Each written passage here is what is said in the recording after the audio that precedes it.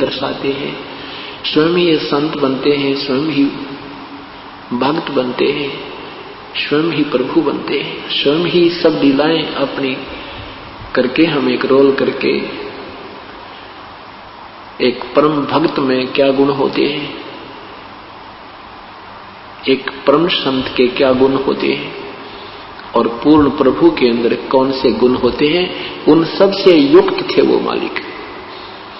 उन्होंने बताया है कि ये जग सारा रोगिया रे है।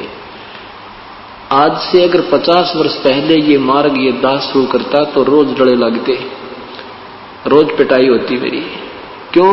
हम ब्रह्मा विष्णु महेश को नासवान बताते और ये विद्वता के भूखे लोग इस बात को ऊपर नहीं आने देते। और आज हमारे सदग्रंथ बता रहे हैं, उनके इतिहास बता रहे हैं, उनके जीवन चरित्र बता रहे हैं कि ये नासवान है। परमात्मा ने ये रिहर्सल पहले करके देखी थी। आज से 600 वर्ष पूर्व परमेश्वर स्वयं प्रकट हुए थे, परमेश्वर पूज्य कबीर परमेश्वर जी। उन्होंने यही ज्ञान जो दास उन्हीं का दिया हुआ आपको बता रहा है, ये 600 वर्ष पहले भी प्रारंभ किया था, ऐसे ही बताया करते थे। लेकिन इन महिमा के भूखे लोगों ने परमात्मा के दुश्मन बना दिया हमें। हम उनको महर्षि मानते रहे, उनको कह का ज्ञान नहीं था भक्ति का। हम उनको केवल एक संस्कृत का विद्वान मानते रहे, एक भाषा के जानने वाला मानकर। और वही सिंपल, वही पूरा ज्यों का त्यों ज्ञान परमेश्वर ने सिंपल लैंग्वेज में दे रखा था। आज उनकी अमृतवाणी सारे वेदों से, पवित्र गीता जी से ज्यों की त्यों मिल रही है, तो इसी ज्ञान को रिजेक्ट करवा दिया। तो ये परमात्मा ये बता रहे हैं कि ये ब्रह्मा विष्णु महेश भी नासवान है। जग सारा रोगिया रे। क्यों रोगिया है? जन्म मरण का रोग लगा या तृष्णा बढ़ रही, खांसी और आवागमन की डोर गले में। आवागमन, मृत्यु फिर आना, फिर मृत्यु, स्वर्ग जाना, नरक जाना, फिर आना। कहते ये आने जाने की डोर गले में, या पड़ी काल की फांसी। ये काल नाम फांसी ला रखी, कर्म बंधन में बांध रखा हमारे को। फिर क्या बताते हैं, ये क्या कारण है कि तुम देखा देखी गुरु शिष्य बन गए, कराना तत्व विचारा। ये गुरु बन गए, नहीं ना पता तुम महापाप के भागी, और ये गुरु बन बैठे और इनके अनुयायी बन गए, उनको विचारों को मालूम नहीं, तुम इनके गलत पीछे लग गए। देखा देखी गुरु शिष्य बन गए और किया ना तत्व विचारा। गुरु शिष्य दोनों के सिर पर काल ठोकेगा पंजारा, कि तुम्हें महाकष्ट दिया जाएगा दोनों की साधना शास्त्र विरुद्ध होने से। पवित्र गीता जी के अध्याय नंबर 16 के 23 और 24 मंत्र के में जो वर्णित विधि है कि जो शास्त्र विधि को त्याग का मनमाना आचरण पूजा करते हैं, ना उनकी कोई गति हो, ना उनकी कोई कार्य सिद्ध हो, ना उनको कोई सुख हो। इसलिए अर्जुन सत भक्ति करने के लिए भाई शास्त्रीय प्रमाण में है, और किसी की दंत कथा लोक वेद पर विश्वास मत करना। तो परमात्मा कहते हैं देखा देखी गुरु शिष्य बन गए, किया ना तत्व विचारा, और गुरु शिष्य दोनों के सिर पर काल ठोका बंजारा। गुरु जी भी, ये गुरु लोग भी गलत साधना कर रहे हैं और करवा रहे हैं, शास्त्र विरुद्ध कर रहे हैं, और ये शिष्य भी बेचारे इनके पीछे, दोनों ही वहां नरक में डाले जाएंगे। दास ने कोई शौक नहीं किसी के बारे में, कोई किसी की जो है इंसल्ट करने का नहीं, उन दोनों को आगाह कर रहे हैं कि अपने सदग्रंथ ये बता रहे हैं और आप गलत मार्ग अपना रखा है। आपके नक्शे में ये लिखा है, आप जा रहे विरुद्ध। आपके नक्शे में, इस रोड मैप में जिस दिशा में जाना वो तुम चल नहीं रहे हो। इनको फिर देखो उस मार्ग को, फिर उस पर चलो। इतना सा दास का काम है। और ये बता रहा हूं कि देखो ओरिजिनल मैप ये बता रहा है, तुम्हारे थ्योरी ये बता रही है, ये इस मैप से नहीं मिलती, इसलिए तुम्हारी दिशा गलत है। इतना सा काम है। इसको दोबारा देख लो, ठीक है तो जाइए, नहीं तो वापस आ जाइए। इसको लोग निंदा कहते हैं। अभी 1-2 साल और कहेंगे, फिर नहीं कहेंगे निंदा। फिर तो एक परम कल्याण का मार्ग बताएंगे। एक संत ने कमाल कर दिया, इतना संघर्ष किया, दास के जाने के बाद दुनिया याद करा करेगी और इतिहास बनाए जाएंगे। लेकिन उसमें लाभ क्या होगा? सुख की महिमा करने का। अब मौका है, आओ दास के पास, उपदेश लो। दास को परमात्मा ने आपके लिए भेज रखा हुआ, जड़ी दे रखी है। ये सदा नहीं रहा करती, ये सदा नहीं रहा करते, ये सदा ये सतमार्ग नहीं चला करते। तो क्या बताते हैं प्रभु के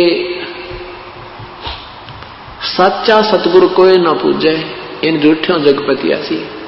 अब देखो यहां आसपास कोई और संत आ जाता, लाखों की संख्या इकट्ठी हो जाती, और ये दास 10 वर्ष से संघर्ष कर रहा है इस मार्ग पर। ये कितने पुण्यात्मा स्वच्छ होकर आई है इस प्रभु के मार्ग में। तो परमात्मा कहते हैं साचा सतगुरु कोई ना पूजे, झूठों जग पतियासी। पतियासी माने विश्वास करते हैं इनके ऊपर, इन झूठों पर विश्वास करें और सच्चे को नहीं मानते। अंधे की बाँ बही गई अंधे ने, ये मार्ग कौन बतासी। अंधे की बाँ अंधा यानी ज्ञानहीन को ज्ञानहीन दिशा दे रहा है, तो बताओ फिर रास्ता कौन बतावे, मार्ग कौन बतासी। फिर प्रभु कहते हैं कि सार शब्द सरजीवन बूटी, ये सार शब्द है ना, या वो सरजीवन बूटी है, यानी ये वास्तविक मंत्र है। इसका गैस गैस अंग लगाओ, यानी डट का भजन करें। और कह कबीर तुम सत्कर मानो, जन्म मरण मिट जासी। क्योंकि अभी तक यही कहा करते, जन्म मृत्यु तो जीव की कभी समाप्त नहीं होती, है तो अटल नियम है। परमात्मा कहते हैं तुम सत्कर मानो, विश्वास करो मेरे पे, इस वास्तविक विधि से तुम्हारा जन्म मृत्यु समाप्त हो जाएगा। अब ये सतलोक की महिमा गाने वाले ये कबीर साहब की वाणी चुरा के करने नो दीदार महल में प्यारा है, एक शब्द है प्रभु का, उसकी हल्दी की गांठ लेकर पंसारी बन गई है धन सतगुरु राधा स्वामी वाले। इन्हें कह का बेरा नहीं, शब्द के बारे में इनको विवेचन नहीं है बिल्कुल भी। और ये पुराना नाना पंथ बना दिए, एक दूसरे तो प्रभु का भूखा, प्रभुता के भूखे।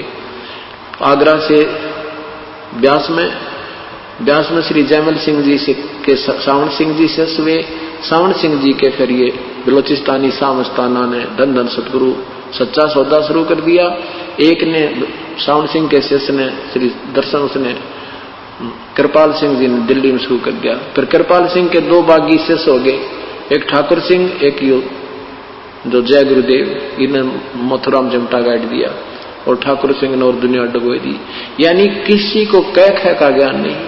ये कहते हैं परमात्मा सतपुरुष निराकार है, वहां सतलोक में प्रकाश ही प्रकाश है, वहां जाकर उसमें लीन हो जाना। बताओ भाई कौन जाओ वहां, कौन समुद्र में डूब कर मरे। इन्हों का भी अच्छे बाग बगीचे हैं, वहां घूमे फिरेंगे तो जी भी कर जानने, इन्हों के उसमें समा जाना है, कमाल की बात है। कोई ने कहा समुद्र में डूब कर मर जाना, उधर कौन जाओ, मूर्ख बेसक जा।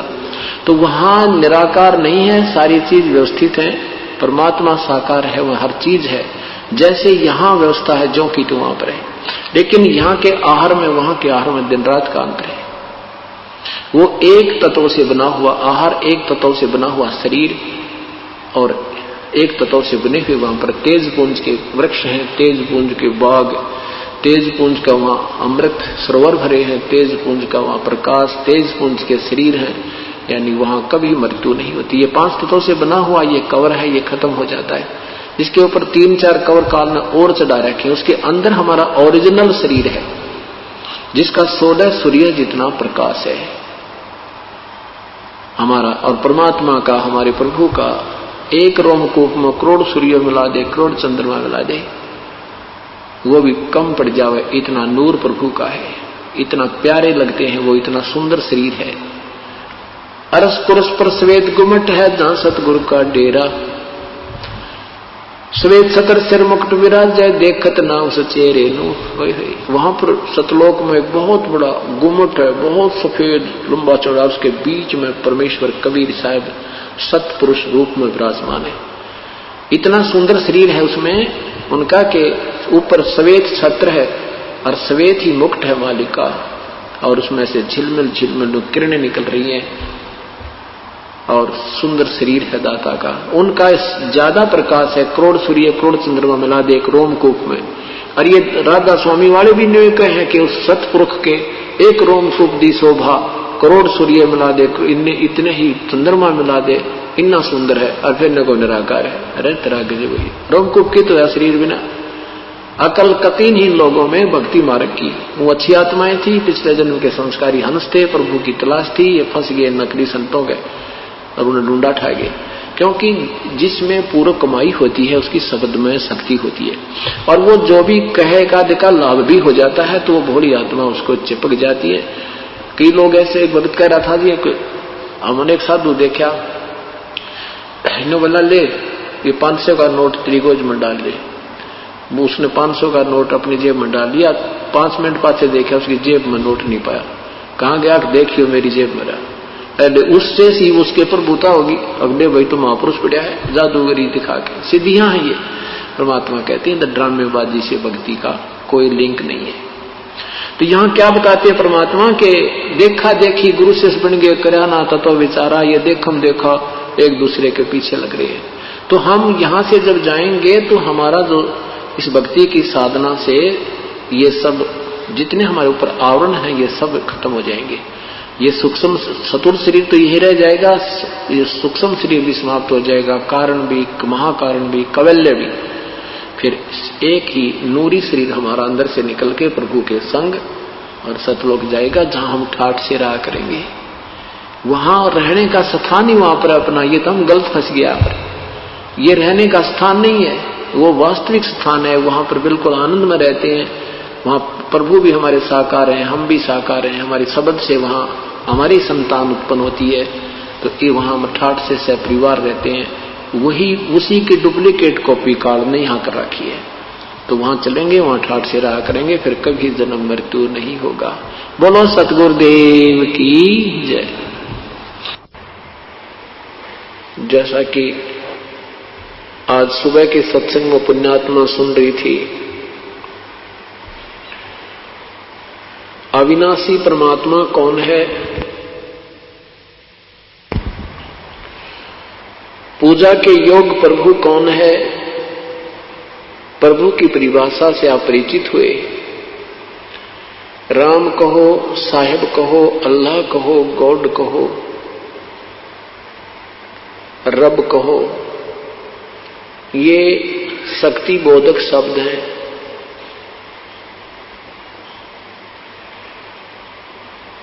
वो कौन प्रभु है, कैसा है, कैसे उसकी प्राप्ति होती है,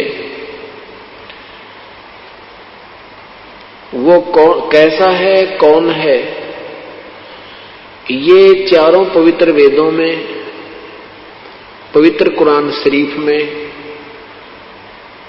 पवित्र बाइबल में, पवित्र अमृतवाणी उन महापुरुषों की जिन्होंने परमात्मा को साक्षात देखा है, और स्वयं परमेश्वर ने अपना जो भेद अपनी अमृतवाणी कबीर वाणी में ज्ञान कराया है, उसमें स्पष्ट है कि वो परमात्मा साकार है, सशरीर है, उसका नाम कबीर है।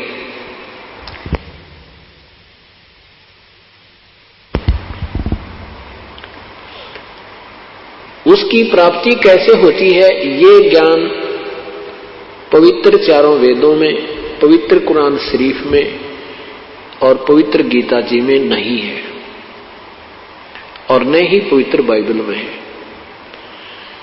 उस परमात्मा के पाने की विधि केवल 5वें वेद में, सवसम वेद में है, जो परमात्मा ने स्वयं आकर के हमें बताया है अपनी सिंपल लैंग्वेज में, साधारण वाणी में, साधारण भाषा में, कबीर वाणी में, और फिर उन्हीं के द्वारा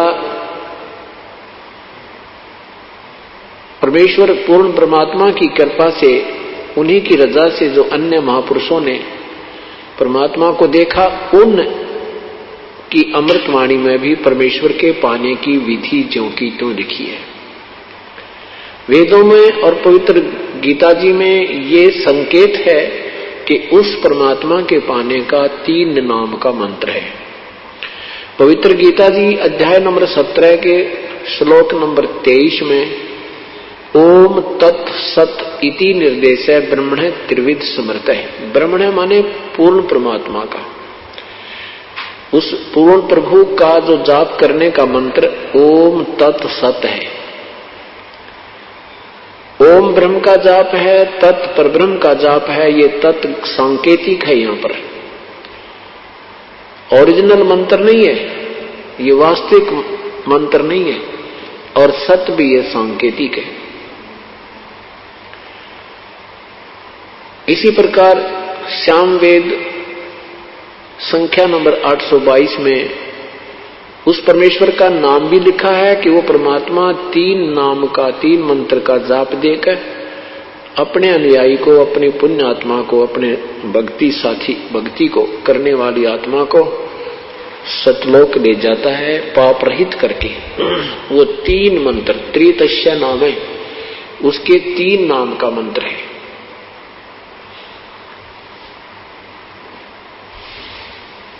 अभी तक क्या कहा करते थे ये नादान संत, ऋषि, महर्षि कि परमात्मा निराकार है, केवल उसका प्रकाश देखा जा सकता है। फिर उसको अंग्रेजी में बोलने लगे, डिवाइन लाइट कहने लगे, डिवाइन लाइट। हिंदी में प्रभु का प्रकाश, दैवी प्रकाश, ईश्वरीय प्रकाश, स्वयं प्रकाशित है प्रभु, ये भी लिखते हैं और कहते हैं भगवान निराकार है। अब जैसे कोई हीरे को कहे कि वह स्वयं प्रकाशित, हीरा स्वयं प्रकाशित है, मणि स्वयं प्रकाशित है, ट्यूब स्वयं प्रकाशित है, और फिर कहें ट्यूब निराकार है, हीरा निराकार है, चंद्रमा स्वप्रकाशित है और चंद्रमा कहें निराकार है, सूर्य स्वयं प्रकाशित है और सूर्य को कहें निराकार है, तो उनको कुछ दिखाई नहीं देता। वो परिचित ही नहीं है, उन्होंने कभी सूर्य देखा ही नहीं है, ना चंद्रमा देखा और नहीं उन्होंने हीरा देखा है। सुनी हुई व्याख्या भी उनकी सही नहीं है। इसी प्रकार अभी तक परमात्मा को निराकार कहते रहे और वो साकार है। सभी प्रभु सहशरीर हैं, उनकी शक्ति और उनके शरीर के प्रकाश में भिन्नता है। जैसे सच्चिदानंद, सच्चिदानंद की क्या परिभाषा होती है? सत चित आनंद, यानी चित्त का, मन का सच्चा आनंद, जिससे मन को सही आनंद आवे उसको सच्चिदानंद कहते हैं। इसलिए प्रभु का एक उपमात्मक नाम सच्चिदानंद भी है। तो अब सच्चिदानंद किसे कहते हैं? जो मन को अच्छा लगे, मन भावन, सुभान।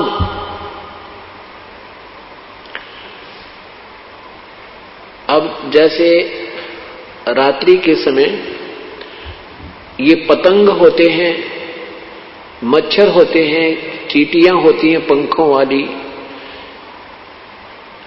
जब रात्रि के समय कोई 40 वाट का बल्ब उदय हो जाता है, जग जाता है, 40 वाट का बल्ब जब जग जाता है तो वो सभी उसके ऊपर मंडराने लगती हैं, उसको सच्चिदानंद मान के। अब उनके मन को वो बहुत प्यारा लग रहा है, इसलिए उससे टक्कर लगा रही हैं, उसके प्यार कर रही हैं, उसे चारों तरफ घूम रही है। उस समय उनके लिए वो सच्चिदानंद है। और जब 100 वाट का उदय जग जाता है बल्ब, 100 वाट का बल्ब जग जाता है, तो वो फिर उस 40 वाले वाट के बल्ब को छोड़ के उस 100 वाट के बल्ब के चारों ओर फिर मंडराने लग जाती है। उस समय उनके लिए वो सच्चिदानंद हो गया, वो 40 वाट वाला सच्चिदानंद नहीं रहा। अब इन बातों को विचार करना, क्योंकि अब ज्ञान जो है, भक्ति जो है आपकी ज्ञान से रुकेगी और ज्ञान से ही चलेगी। अभी हमें ज्ञान नहीं मिला था, अज्ञान का गाटा जोड़ रखा था। कहते सतगुरु बिन काहू न पाया ज्ञाना, जो थो था वो छड़े किसाना। गुरु बिन वेद पढ़े सो प्राणी, समझ न सार रहे अज्ञानी। अभी तक ये महर्षि कहलाने वाले भी अज्ञानी थे, क्योंकि वो तत्वदर्शी संत उन्हें नहीं मिला था। आपका भाग्य उदय हो गया, क्योंकि देख ज्ञान है, इसको संस्कृत में है चाहे कोई इंग्लिश में लिखा है, और जिस भाषा को श्रोता समझते हैं और वक्ता जो है प्रवचन करता, उन्हीं की भाषा में उस गूढ़ ज्ञान को सिंपल लैंग्वेज में समझा देता है, तो आपके लिए वो ज्ञान आपके हृदय में साधारण भाषा में समा चुका है। आपके लिए वो ज्ञान ही चाहिए। भाषा का काम अपने विचारों को दूसरे तक पहुंचाने मात्र है, उसके बाद भाषा का कोई काम नहीं। फिर जो जिस भाषा में बोलते हैं उसी भाषा में बोलकर हम एक दूसरे से विचार विमर्श कर सकते हैं। तो अभी तक हमें किसी भी भाषा कोई भी ज्ञान सही नहीं था, श्रेष्ठ नहीं था। सच्चिदानंद नाम सुना था, पर सच्चिदानंद है क्या चीज? वो कौन है सच्चिदानंद? ये ज्ञान अभी तक हमें करा नहीं पाए। अब जैसे 100 वाट का बल्लभ जब उदय हुआ जगा तो वो सभी रात्रि में पतंग, वो सब जीव जंतु उस 100 वाट के बल्लभ की तरफ आकर्षित हो गए। उसके बाद 500 वाट का जगा दिया तो वो 100 वाट के छोड़कर 500 वाला सच्चिदानंद हो गया। 1000 वाट का जगा दिया तो वो 500 वाला भी फेल हो गया, फिर वो सच्चिदानंद हो गया। अब यही बात समझनी है। और जब उदय हुआ सूर्य, फिर वो सूर्य सच्चिदानंद हो गए, फिर वो आराम से अपने, क्योंकि सब जगह प्रकाश ही प्रकाश हो गया, वो आराम से बैठ गए।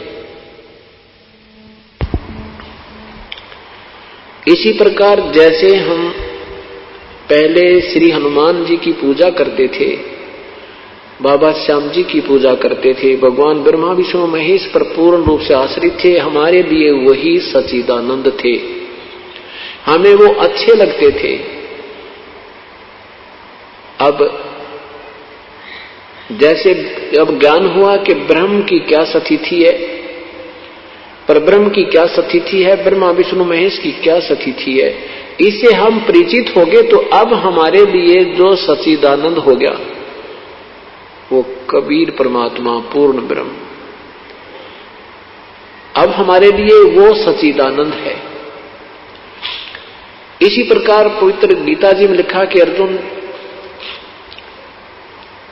जब तत्व ज्ञान के कारण, जब तू तत्व ज्ञान से परिचित हो जाएगा और तेरी बुद्धि नाना प्रकार के भ्रमित करने वाले शास्त्रों के ज्ञान से हटकर एक तत्व ज्ञान पर टिक जाएगी, स्थिर हो जाएगी, तब तो तू योगी होगा, तब तो तू भगत बनेगा, भक्ति के योग्य होगा, निसंशय होकर तू भक्ति करेगा।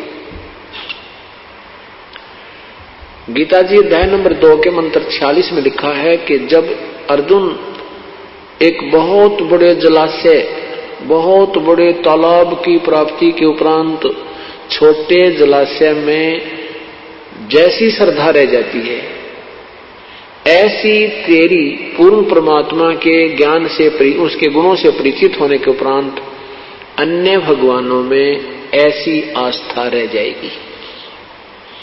कितना साधारण और कितना प्यारा विवरण किया है, कितना प्रमाणित विवरण दिया है कि जैसे एक बहुत बड़े सरोवर की प्राप्ति हो जाए जिसमें पानी जल चाहे 10 वर्ष वर्षा ना हो तो भी समाप्त नहीं होता, तो उस समय उसमें जो श्रद्धा बन जाएगी, आस्था बन जाएगी, उस छोटे तालाब में जिसका जल ग्रीष्म ऋतु में समाप्त हो जाता है यदि वर्षा फिर ना होता है, तो जो उस तालाब पर छोटे जलाशय पर आश्रित प्राणी थे उनको वो मिल जाए, वो बड़ा सरोवर पता लग जाए, तो वो छोटा सरोवर बुरा नहीं लगता, वो काम चलाओ सरकार है, लेकिन वो श्रद्धा न्यारी हो जाएगी और उसी में आस्था आप ही बन जाएगी। ऐसे हमें पूर्ण ज्ञान, पूर्ण परमात्मा के तत्व ज्ञान के हो जाने के उपरांत हमारी श्रद्धा ऑटोमेटिकली अपने आप उस पूर्ण परमात्मा में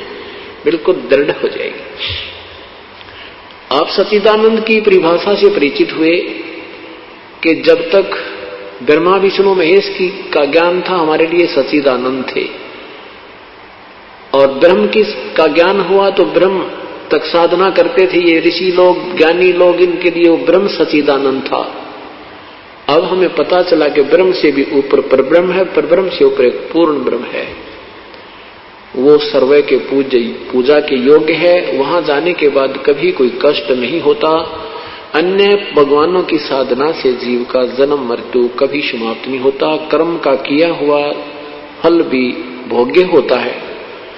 पुण्य के लिए स्वर्ग, पाप के लिए नरक, और शेष बचे या पृथ्वी पर 84 लाख योनियों का ये चक्कर सदा बना रहता है। ये ना ब्रह्म का मिटा है, ना परब्रह्म का मिटा है, ना ब्रह्मा विष्णु महेश का समाप्त हुआ है। दिन में आपने सुना था ये जग सारा रोगिया रे, जिन सतगुरु वैद न जाना जग सारा रोगिया रे।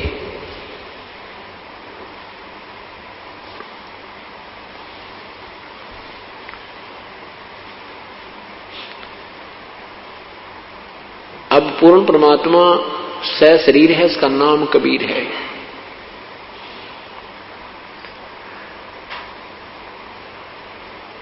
और अभी तक हमें निराकार कहा बताया जाता था।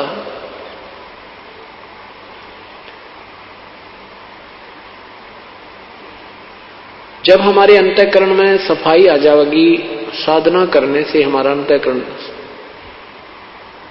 के अंदर जो मैल पाप कर्म जमा है वो हटते चले जाएंगे, कट जाएंगे, समाप्त हो जाएंगे।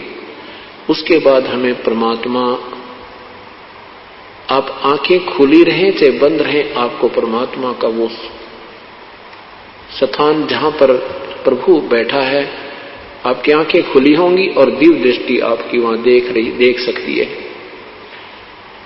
ये जरूरी नहीं कि उसको देखना ही आवश्यक है, उसके देखने से आपकी मुक्ति होगी, नहीं, मुक्ति तो होगी आपकी नाम की कमाई तक। आपका जितना नाम की कमाई संग्रह ज्यादा हो जाएगी, सेवा सिमरन मर्यादा में रहते हुए आप करते रहोगे, वो कमाई ने आपको पार करना है, उस प्रभु के पास ले जाना है।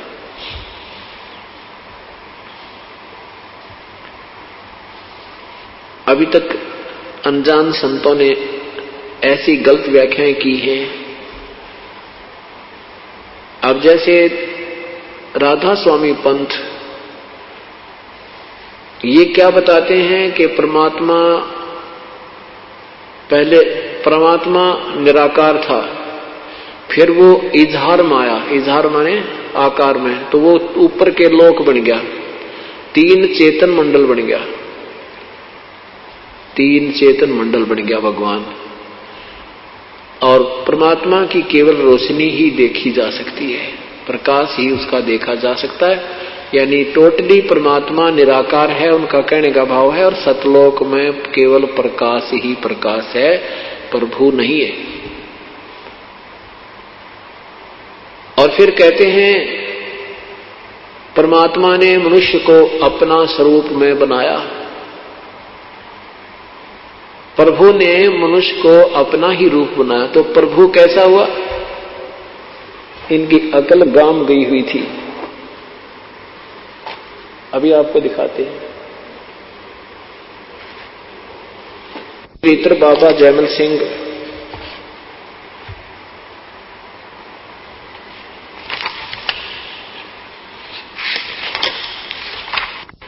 इनके द्वारा सृष्टि रचना पढ़ियो, आनंद आएगा। जैसे बालक भी अच्छी विवरण, हमारे तो बच्चे भी इनसे 100 गुना अच्छी ज्ञान बता देंगे। और इन्होंने क्या बताया है देखिएगा। जीवन चरित्र परम संत बाबा जयमल सिंह जी महाराज का, लेखक हैं कृपाल सिंह जी, और कहां से प्रकाशित है?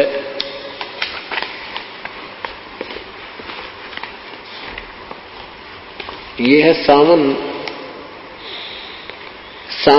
कृपाल पब्लिकेशन, कृपाल आश्रम, संत कृपाल सिंह मार्ग, विजयनगर, दिल्ली। 103 पृष्ठ पर ये क्या लिखते हैं?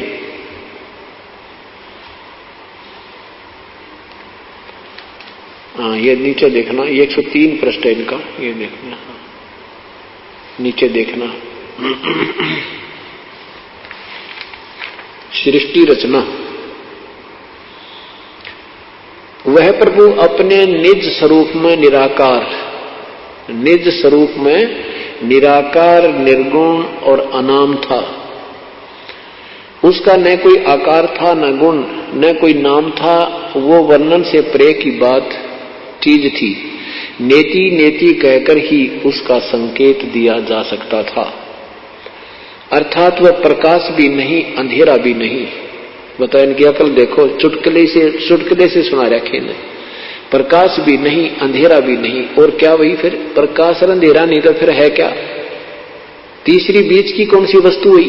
वह प्रकाश भी नहीं, अंधेरा भी नहीं, वह ध्वनि भी नहीं, वह मौन भी नहीं, इत्यादि। वह परम सत्य, अगम, अगोचर, अनंत और वर्णना अतीत है। यही सिर हकीकत, सबकी सृजन और सबकी जीवन आधार हकीकत थी, जिसने सारी रचना रची। जब वह अनामी प्रभु अभिव्यक्त में आया, अभिव्यक्त माने आकार में आया, तो अलख, अगम और सतनाम हुआ। वो तेरा गजब है। ये सतनाम को क्या कहते हैं? सतलोक को कहते हैं। अलखलोक बन गया, अगम लोक बन गया, और सतनाम, सतलोक को ये सतनाम कहते हैं। सतलोक को सतनाम हो गया। हे भगवान, यह तीन निर्मल चेतन बने, ध्वनि हुआ, बस।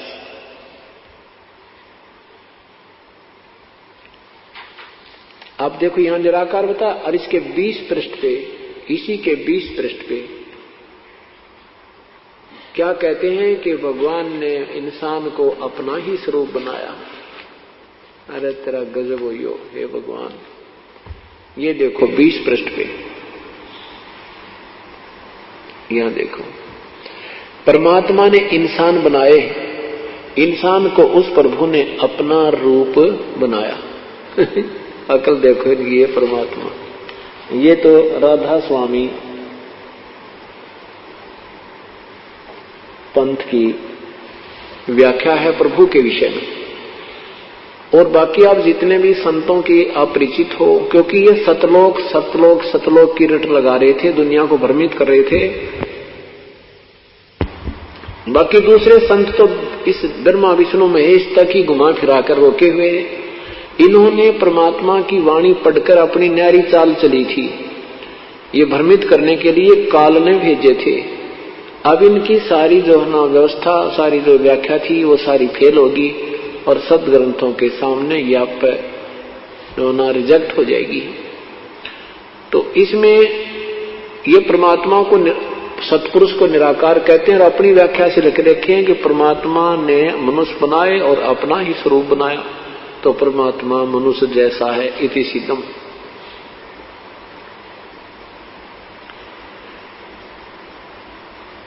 अब एक चतुरता की है महर्षि दयानंद जी ने। महर्षि दयानंद जी वेदों के ज्ञाता माने जाते थे, वेदों के ज्ञाता और बड़े विद्वान पुरुष मानते हैं, और उनको वेदों का कह का भी ज्ञान नहीं है। वेदों में क्या लिखा है उनके सत्यार प्रकाश में उवाबाई बोल रखी है। सत्यार प्रकाश में लिखा है कि परमात्मा निराकार है, और वेदों में वर्णन है कि परमात्मा सशरीर है। वेद ज्ञान के तुलना में सत्यार प्रकाश -0 है, और आज तक ये महापुरुष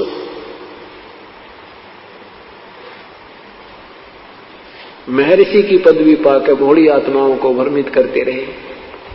इनको वेदों के ज्ञाता, संस्कृत के विद्वान पुरुष मानते रहे, लेकिन किसी एक भाषा का विद्वान हो जाना कोई बड़ी बात नहीं होती, वो दूसरी भाषा में वो फेल होता है। जो संस्कृत जानता उसको अंग्रेजी नहीं आती,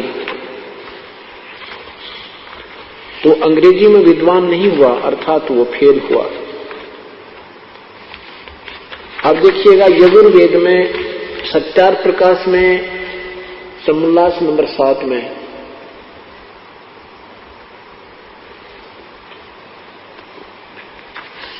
सत्यार प्रकाश के समुल्लास नंबर 7 में अपनी कलम से लिख रहे हैं कि परमात्मा निराकार है। देखना, यह सत्यार प्रकाश महर्षि दयानंद सरस्वती रचित, महर्षि दयानंद सरस्वती के द्वारा रचा हुआ है। और ये देखना का समुल्लास 7वां समुल्लास है, और यहां लिखा है प्रश्न ईश्वर साकार है व निराकार, उत्तर निराकार है। ये 154 पृष्ठ पे है, और 155 पर आप ही साकार सिद्ध कर रहे हैं। देखना,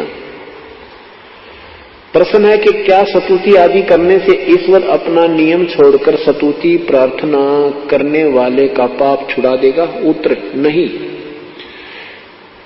प्रश्नकर्ता कहता है तो फिर स्तुति प्रार्थना क्यों करना? उत्तर उनके करने का फल अन्य ही है। प्रश्न क्या?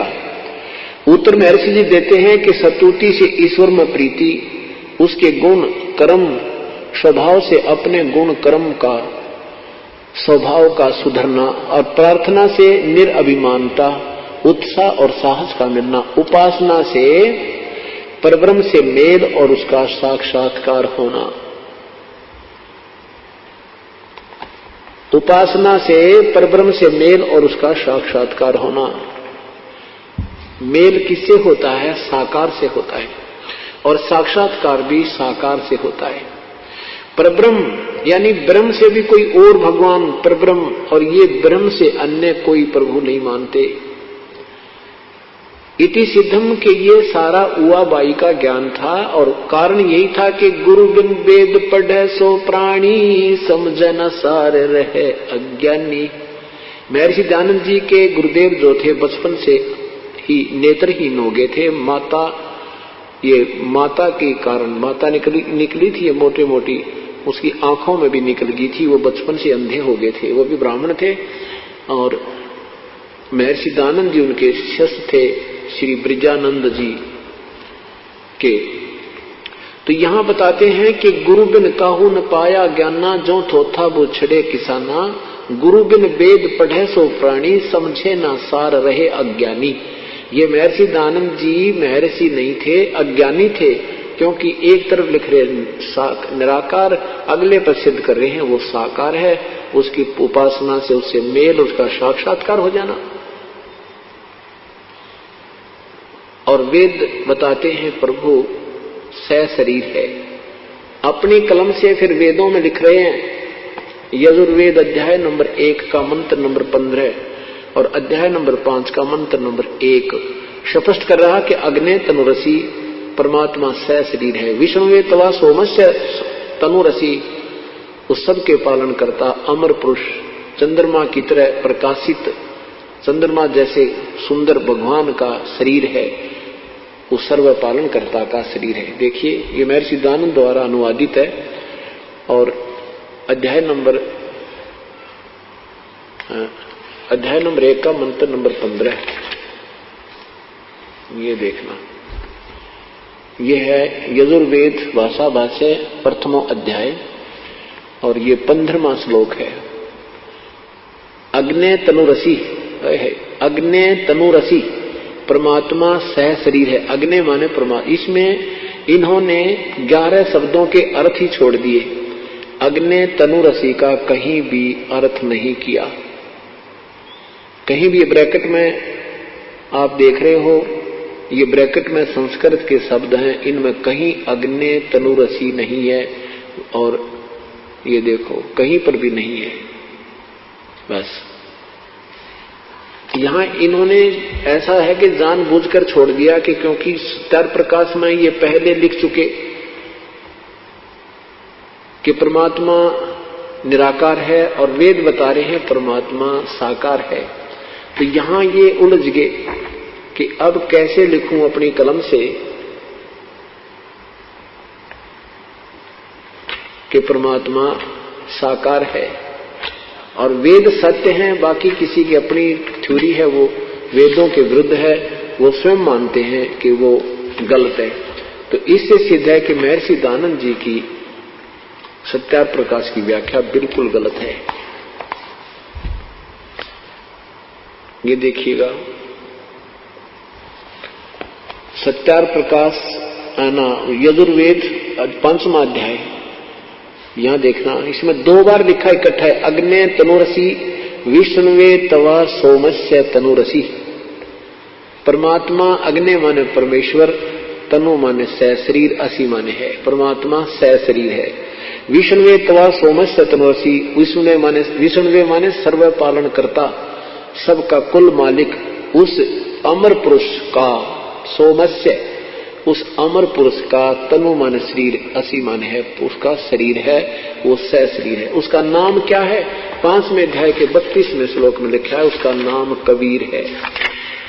कितना प्यारी व्याख्या की है कि उसका नाम कबीर है, और वही पाप विनाशक है। वो पाप विनाशक है। ये देखिएगा 5वें अध्याय का 32वां श्लोक है ये। कबीर उसी गसी, कबीर अंगारी असी। कबीर शब्द सतत लिखा है, हम इसे कबीर कह देते हैं, जैसे हम वेदों को वेद बोलते हैं, हम वेद प्रकाश को वेद प्रकाश बोलते हैं हम।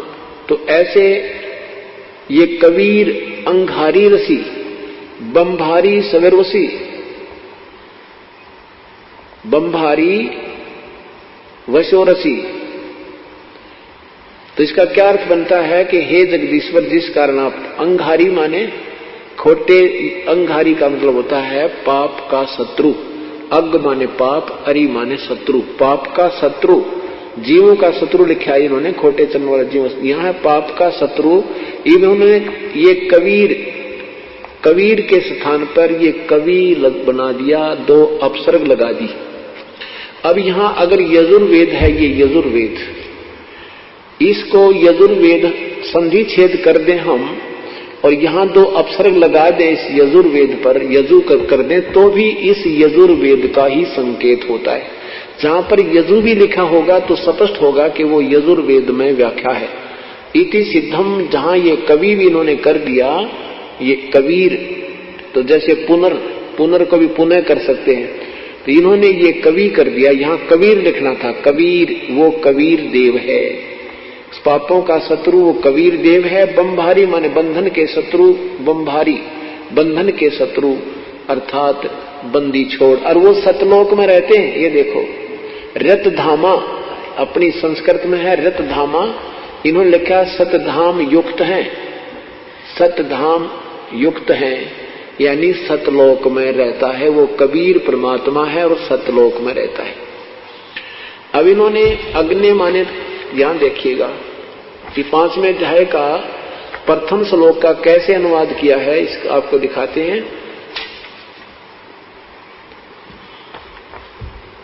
जबकि अग्नि माने परमेश्वर, अग्नि माने परमेश्वर सैकड़ों जगह लिखा है, लेकिन यहां पर जानबूझकर इन्होंने इसको अनदेखा कर दिया। अग्नि माने हे बिजली आदि लिख दिया। अपने कलम से महर्षि दयानंद जी लिख रहे हैं यजुर्वेद के प्रथम अध्याय के मंत्र नंबर 17 में। यहां देखो प्रथम अध्याय, और यहां देखें ये 4 मंत्र में, यहां देखो इधर ये 5वें मंत्र में, प्रथम अध्याय के 5वें मंत्र में अग्नि, अग्नि माने सत उपदेश करने वाले परमेश्वर, अग्नि माने परमेश्वर। आगे देखो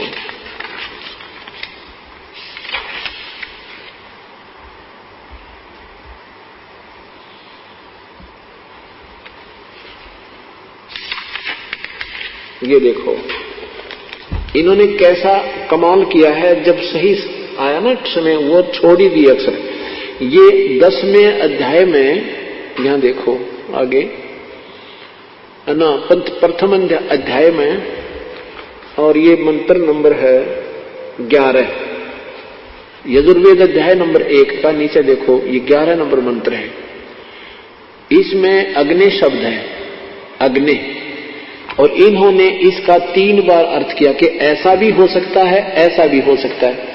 प्रथम में क्या लिखा कि अग्नि माने जगदीश्वर, और दूसरी बार क्या, अब दूसरा पक्ष, यानी पहला तो ये बना दिया कि हे अग्नि हे जगदीश्वर, और दूसरा पक्ष लिखा हे अग्नि, अग्नि माने हे अग्नि परमेश्वर, अग्नि माने हे परमेश्वर।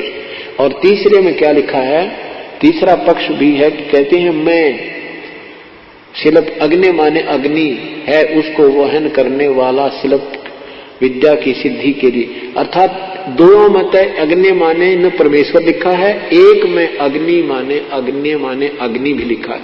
तो यहां अगर 15वें मंत्र में ये या करके भी लिख दें तो भी परमात्मा लिख दें तो परमात्मा सहशरीर है। अब 13वें श्लोक में भी लिखा है अग्नि, अग्नि शब्द है, 2 बार इन्होंने अर्थ किया है। यह मंत्र का प्रथम अर्थ है, क्या लिखा है, अग्नि, भौतिक अग्नि, और दूसरा क्या लिखा है, ये देखो नीचे, अग्नि माने परमेश्वर की। या करके एक ही मंत्र का 2 बार अनुवाद किया है, एक बार तो भौतिक अग्नि किया है, दूसरी बार इस 13वें मंत्र में प्रथम अध्याय के में, तो दूसरी बार अग्नि माने परमेश्वर किया। और यदि 15वें में ऐसे ही कर दे, 15वें में अगर ऐसे एक तो इनकी मान ले, अगर इसने यहां कुछ नहीं देखा इन्होंने, अग्नि तनुरसी। अच्छा, अब 5वें अध्याय का प्रथम मंत्र देखें, इसको इनके अनुवाद के अनुसार अगर या करके भी कर दे, जैसे इन्होंने या करके किया है, तो भी परमात्मा अर्थ बनता है।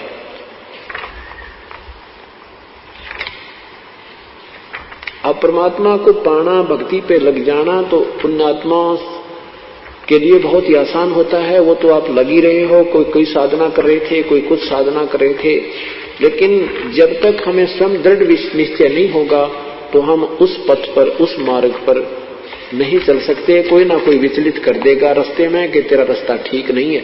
जब हम पूरे निर्णायक होकर चलेंगे फिर हमें कोई विचलित नहीं कर सकता। अब पंचम 5वें अध्याय का पहले मंत्र में इन्होंने कैसे अनुवाद किया है, जहां अग्नि माने इन्होंने बिजली प्रसिद्ध रूप किया है। देखो, हे मनुष्यो, सीधा अर्थ है अग्नि तनुरसी। इसका इन्होंने कितना लंबा चौड़ा घुमा दिया अपनी सोच को ऊपर रखने के लिए, इसको खत्म करने के लिए ये दो बार आ गया। हे मनुष्यो, तुम लोग जैसे मैं जो हवि, महर्षि दयानंद अनुवाद कर रहे हैं अग्नि तनुरसी का। हे मनुष्यो, तुम लोग जैसे मैं जो हवि, बिजली प्रसिद्ध रूप अग्नि के, है यहां अग्नि माने बिजली लिख दिया, बिजली प्रसिद्ध रूप अग्नि के तनु शरीर के समान असी माने है। बता, अगर यहां लिख देते अग्नि माने परमेश्वर, तनु माने ये शरीर, लिख ही रहे हैं, असी माने है परमात्मा सहशरीर है। इन्होंने ऋग्वेद के प्रथम मंडल में प्रथम ही मंत्र में कहा है कि जहां पर अग्नि शब्द है वो भौतिक अग्नि का तो सभी को ज्ञान, अग्नि माने आग तो सभी मानते हैं, लेकिन अग्नि माने परमेश्वर। ये संत ऋषिजन ही उसका निष्कर्ष निकालते हैं कि अग्नि माने परमेश्वर, क्योंकि परमात्मा का शरीर तेजो में है, इसलिए उसको अग्नि माने तेजो में शरीर युक्त प्रभु। वो तेजो में प्रभु शरीर शरीर यानी शरीर है। और इन्होंने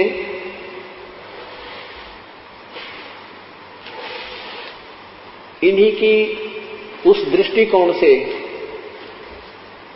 एक वेद भिक्षु नाम के महापुरुष आर्य समाजी ने ही श्याम वेद का अनुवाद किया है, और उसमें जहां भी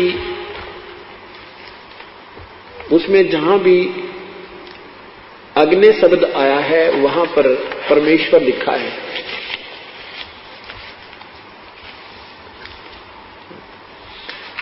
वहां पर परमेश्वर लिखा, देखिएगा, ये है श्यामवेद और यजुर्वेद।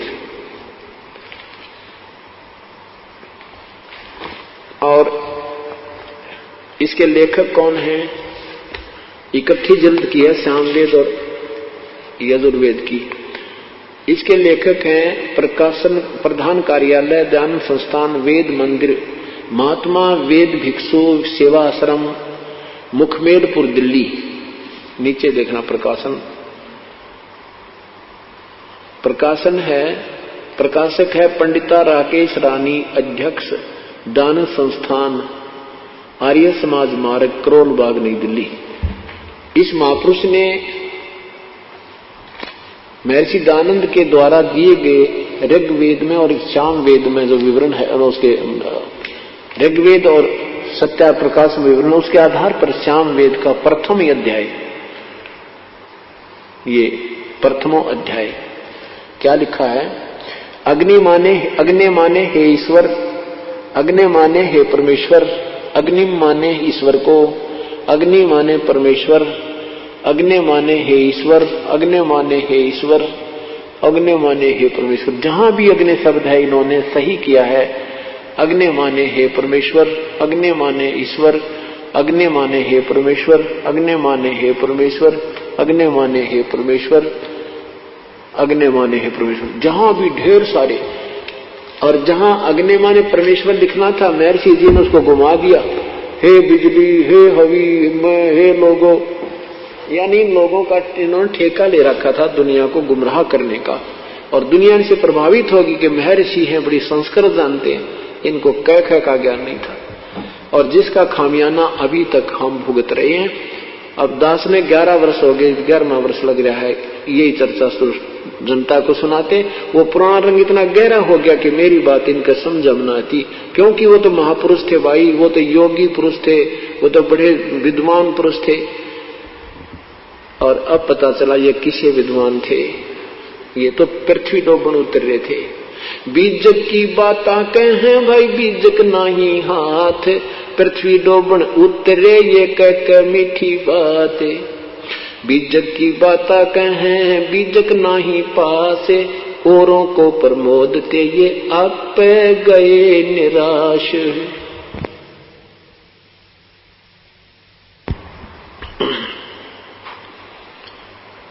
परमात्मा सशरीर है, उसका नाम कबीर है। अब हमने ये निर्णय हुआ कि पूर्ण परमात्मा कबीर साहिब है, वो पाप क्षमा करता है, वो पाप विनाश करता है। जैसे महर्षि दयानंद जी ने क्या लिखा है, प्रश्नकर्ता ने पूछा क्या परमात्मा साधना करने वाले का प्रभु कभी तो पाप अक्षमा करता है या नहीं? उत्तर दिया महर्षि दयानंद जी ने कि नहीं, प्रभु पाप अक्षमा नहीं करता। उससे क्या लाभ है? कहता और लाभ है, उससे और लाभ है। क्या लाभ है? कि परमात्मा की स्तुति से, उपासना से, उसमें उसका मेल, परब्रह्म से मेल और उसका साक्षात्कार होना, आपने अभी पढ़ा था। उसके बाद फिर इसी विषय में 163 पृष्ठ पे 7वें समोल्लास के इसी पुस्तक के सत्यार्थ प्रकाश के 163 पृष्ठ पर आप देखिएगा। ये सत्यार्थ प्रकाश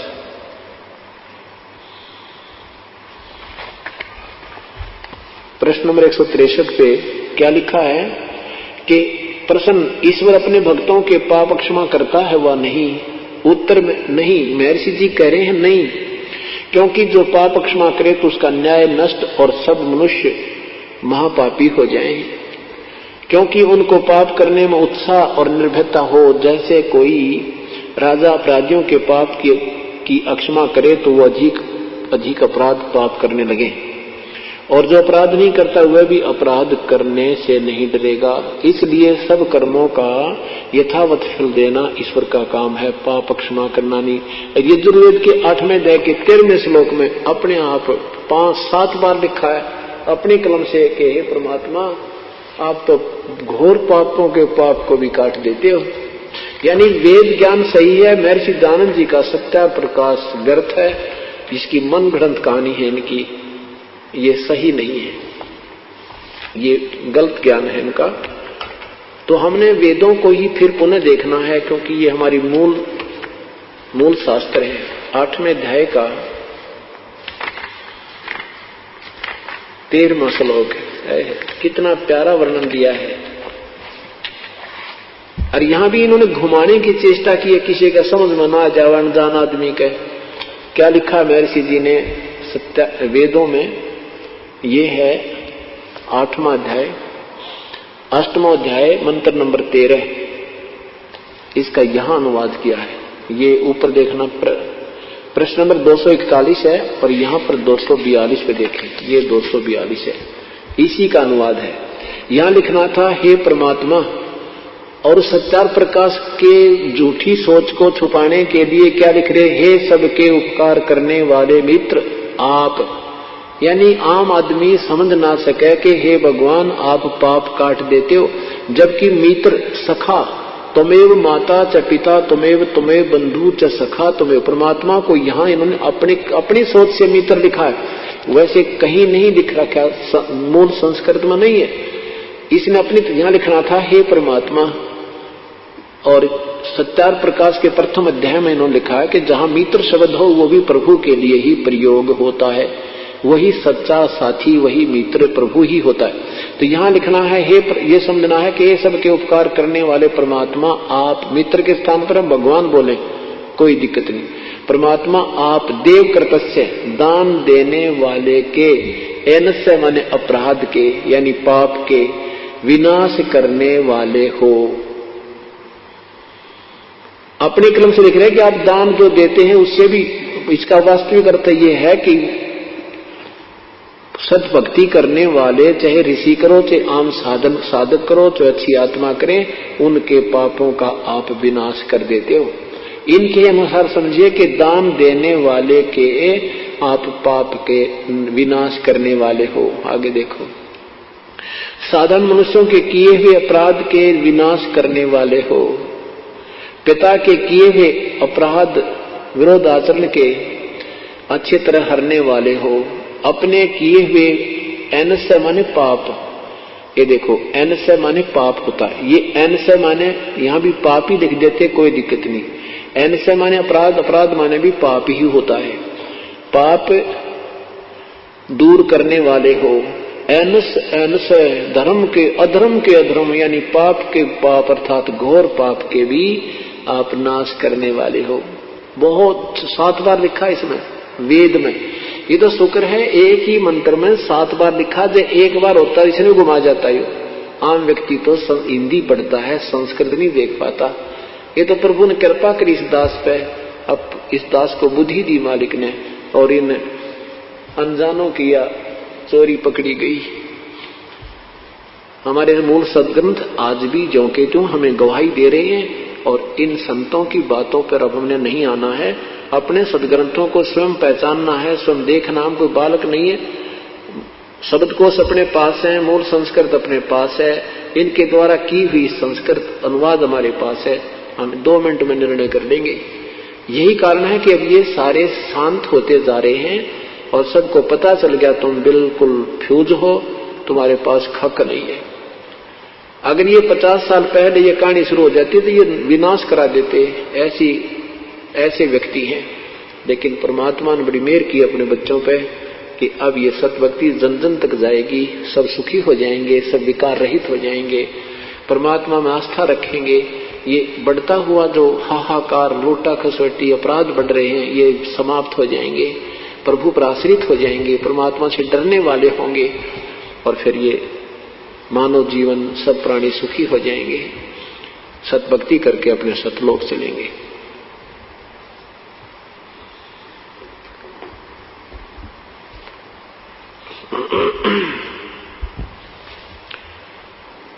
जैसे परमात्मा साकार में हमें ज्यादा लाभ देता है, निराकार क्या है, साकार क्या है। कोई सरगुण में रीज रहा भाई, कोई नरगुण ठहरावे, दादू गति कबीर की हमसे कहीं ना जावे। कोई तो भगवान को निराकार कहता है, कोई साकार कहता है। कहते हैं उस परम पिता के विषय में तो वही बता सके उसकी क्या स्थिति है। कैसे? जैसे सरगुण निर्गुण साकार निराकार की व्यवस्था बताते हुए आदरणीय गरीबदास साहिब कहते हैं, फूल सही सरगुण कहा वो निर्गुण गंध सुगंध, मन माली के बाग में भंवर रहा का बंद। जैसे फूल तो सरगुण है, साकार है, उसमें से निकल रही गंध सुगंध वो निराकार है। यहां आसपास कोई फूलों की फुलवाड़ी हो और दूर तक हवा के रुख में मनमाने 1 किलोमीटर दूर तक भी वो सुगंध आ रही होती है, वो निराकार, उसकी सुगंध, उसका प्रभाव वो अदृश्य दूर तक प्रभावित कर रहा है, और मूल स्थान एक, मूल वस्तु एक स्थान पर है। ऐसे ये निर्गुण प्रभाव प्रभु का पूरे संसार को कंट्रोल कर रहा है। परमात्मा सशरीर साकार है, फूल बिना सुगंध नहीं हो सकती। अब फूल साकार है तो उससे सुगंध निकल रही है, सूर्य साकार है उसमें से प्रकाश आ रहा है। और तीसरी जो कहते हैं सरगुण निर्गुण से न्यारा है, वो क्या चीज है वास्तविकता उसकी, कि जैसे सूर्य साकार है, उसका प्रकाश निराकार है, और जो उसकी उष्णता है उसकी व्याख्या क्या करें, वो साकार और निराकार से भी वो ताप न्यारा है। वो अनुभव ही किया जाता है, लेकिन फिर भी परमात्मा साकार है, यानी सूर्य साकार है। ऐसे ही परमात्मा से ही सरगुण और निर्गुण और उससे न्यारी भी जो व्यवस्था है जो हमें वहां सुख देगी वो और भी न्यारी है। तो इस प्रकार हमने इसको कहते हैं, जैसे परमात्मा का निराकार जो व्यवस्था है, परमात्मा की निराकार शक्ति है जो वो अपना विधिवत ही लाभ दे सकती है, और जब परमात्मा यहां स्वयं आते हैं वो अपना विशेष लाभ देते हैं। जैसे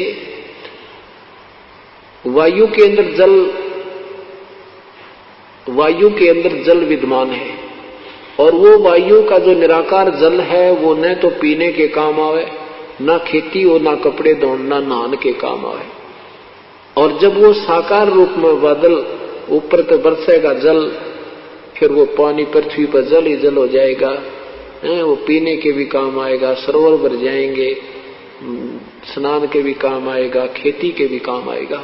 तो वो साकार में आया हुआ प्रभु विशेष लाभ देता है। जब परमात्मा अपने यहाँ आते हैं, जो उनकी शरण में आ गया अर्थात उस वर्षा के अंदर वो भीग गया, तो उसको विशेष लाभ होता है। वैसे परमात्मा ने कानून बनाकर छोड़ दिया है, जो ऐसा कर्म करेगा उसको ऐसा लाभ है, जो ऐसा करेगा वैसा लाभ है।